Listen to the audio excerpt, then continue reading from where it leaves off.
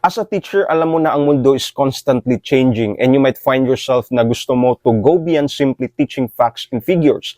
And instead, gusto mong mag-focus on helping your students na maging active, engaged learners na nakakapag-isip critically, makakapag-solve ng problema, and make a difference in the world. At higit sa lahat, tinitingnan mo kung ano ang needs o kailangan na matutunan ng bawat estudyante mo.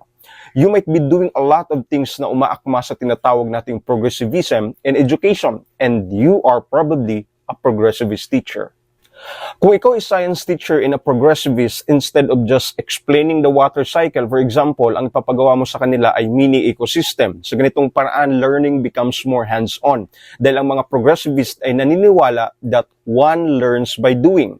Ang sabi nga dito ni John Dewey, the most popular advocate ng progressivism, na book learning is no substitute for actual experience. Kung ikaw ay history teacher naman at progressivist, instead of lecturing on the Philippine Revolution, magpapa-roleplay ka sa kanila as if they were mga katipunero, halimbawa. Sa parang ito na i-engage mo ang mga bata in active learning at natutulungan silang maunawaan ang kontekstong pangkasaysayan.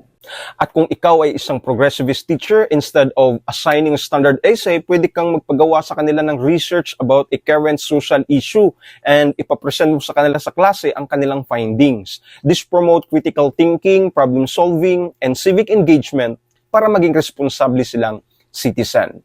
Aware na aware ang mga progressivist teacher about the impermanence of life, and change is the only thing that does not change. Kaya mas concerned sila na ituro ang mga skills na kailangan ng mga bata to cope with change. Inihanda nila ang mga ito to continuously learn and adapt sa buong buhay nila.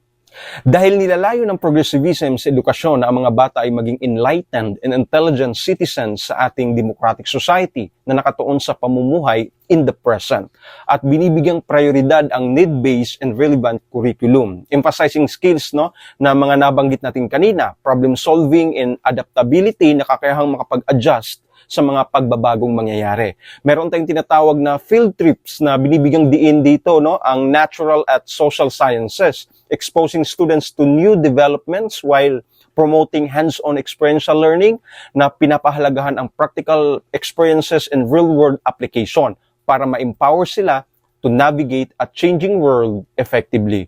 Ano sa palagay mo, progressivist teacher ka ba? E-comment mo na yan at sagutin mo ang 5 items na inihanda ko para sa'yo.